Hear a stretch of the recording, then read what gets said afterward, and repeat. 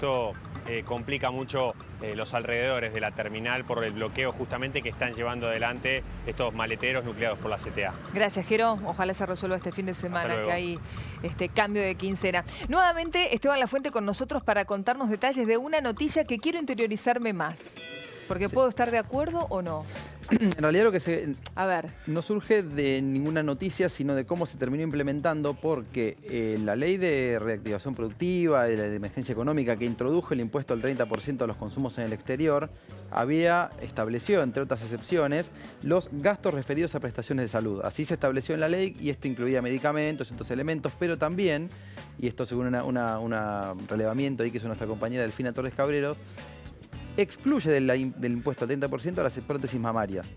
O sea, si te pones prótesis mamarias, no pagás el impuesto país. Exacto. Y pero esas incluye prótesis te las pones porque decidís hacerte una cirugía estética, digamos, porque no tenés tanta mama o por algo médico. Todo porque me parece que no esa es la hay diferencia. forma, lo que plantean los médicos es que no hay forma de discriminarlo. ¿Cómo que no? Por lo menos una por mujer el destino. que se hizo una mastectomía va con un certificado médico. Bueno, en este momento como está oncólogo corriendo, y le dice me tengo que poner la mama porque me la quitaron. Estético o algo funcional o algo derivado de alguna patología, ninguna de estas prótesis están alcanzadas por el 30%, es decir que se importan, la gran mayoría de estos insumos son importados y no se encarecen por el 30%. Pero entendés que la polémica está en que es muy delgada la línea. No sé si muchas personas van a avalar que una mujer que tiene ganas de ponerse lolas se haga traer las prótesis desde el exterior y no pague el 30%. Exacto, porque además lo que tiene que ver con las cirugías estéticas está vinculado por quiénes son los consumidores al segmento de clase alta y clase media alta, que son los de mayores ingresos, que recurren a ese tipo de alternativas, no así quienes hacen cirugías derivadas de alguna reparadoras o, por supuesto. Pero lo que plantean en el sector, de todas maneras, es que como los insumos son dolarizados, la mayoría de estas operaciones se cayeron en volúmenes muy importantes, cayeron un 15% en 2018 y más de un 30% el año pasado. Las operaciones. Claro, todas las cirugías de este tipo, y esto es directamente vinculado al encarecimiento de los insumos por la suba del dólar y la pérdida de poder adquisitivo que hizo que se restringiera aún más el universo de quienes pueden acceder, sea por el costo directo de la operación o vía cubiertos por planes de medicina prepagada, que son los más caros los que cubren este tipo de cirugías.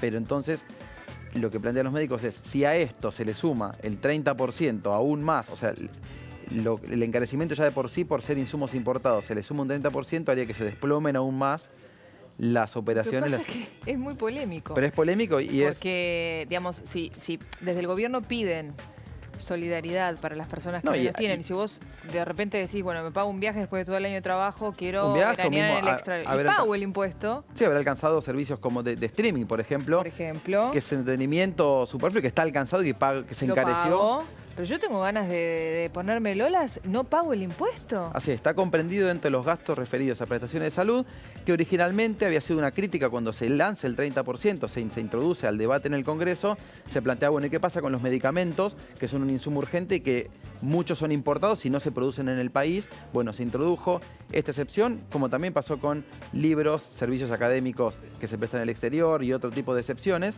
¿Pero quién decide, perdón, esas excepciones? Porque el que tiene el poder de decidir que sí, que no, y fue tiene a partir del debate, y es peligroso fue lo que surgió del debate en el Congreso y después de la reglamentación de la ley y en la resolución de AFIP, que introdujo algunos otros detalles, pero no hubo mayores precisiones en cuanto a esto de gastos referidos a prestaciones de salud, que se prestó a la interpretación amplia. Y dado que este insumo se vincula, como decíamos, a cirugías estéticas, pero también a cuestiones funcionales, por ejemplo, quienes tuvieron cáncer de mama y tienen que hacer una reconstrucción. Eso estaría genial. Exacto. No deberían pagar el impuesto al 30%. Pero no se implementó ningún tipo de diferenciación, por lo cual todos los insumos derivados de estas prácticas no están alcanzados por el 30%. Habría que seguir analizando. Y te digo algunos precios. ¿Hay otras excepciones o no? ¿Precios de qué? De cuántos son estas cirugías, para hablar un poco. Una cirugía de aumento de mamas puede conseguirse, según datos hoy en el mercado, decíamos, nuestra compañera Delfina Torres Cabreros hizo este relevamiento en diferentes instituciones, entre 4.000 y 5.000 dólares. Hablamos de una suma muy importante, bueno, traducida a pesos es aún mayor, pero lo cierto es que sea estético o sea por una cuestión